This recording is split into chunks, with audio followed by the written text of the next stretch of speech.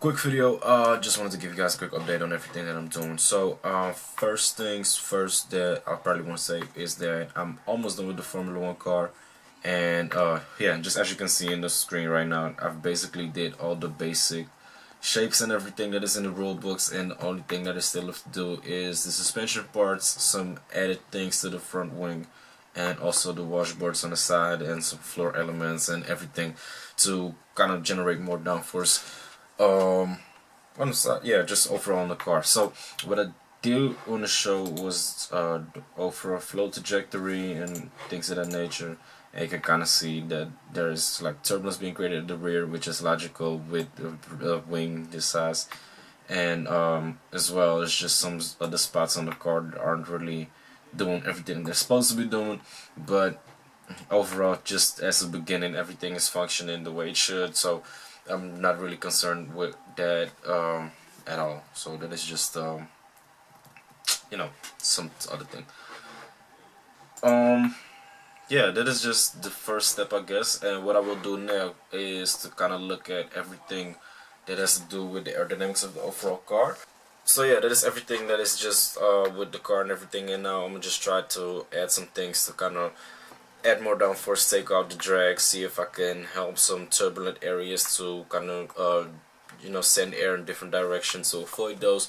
And that is just basically a learning curve at this point. So I'm just using these planes and everything to kind of see where the air currents and everything is traveling through the car. So yeah, I'm just points like this to you could just use these cut plots to see how the air traffic is just going over all of these spots and everything. So that is just a great tool to kind of learn about how these aerodynamic teams and everything in Formula 1 are working to kind of get the best results that they want to achieve and everything. So just using their methods and everything. Their computers are way more powerful than this, of course, so the way that they're doing things and everything is way more advanced than what I'm doing right now. But it's a first step and it's a good learning curve, I guess. So that is part one. The second thing that I've been doing is I've tried to launch the website, but due to some of my stupidity, I just wasn't really capable of doing that Wednesday actually, 2 days ago.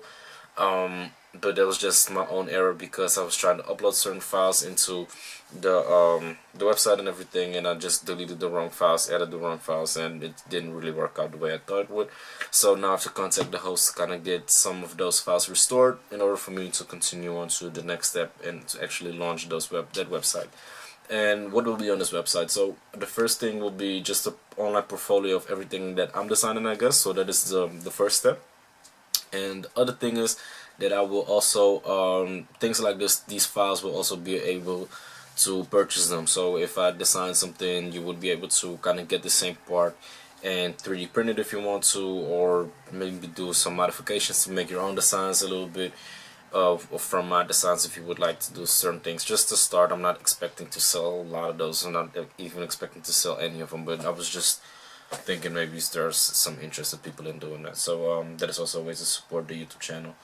Another thing that I should say, oh, the road car, the two-seater, that is next up after this one is finished. So I guess next week somewhere I will be doing that, and after that is finished I will also be 3D printing the road car, and that will also be available to purchase on the website. So if you would like a scale model of that road car, yeah, that is it. But I'm also doing some aerodynamic testing with that because I kind of managed to get some settings that I wanted on the aerodynamics, the CFD simulations and everything on SolidWorks to make it more realistic for real world situations and everything.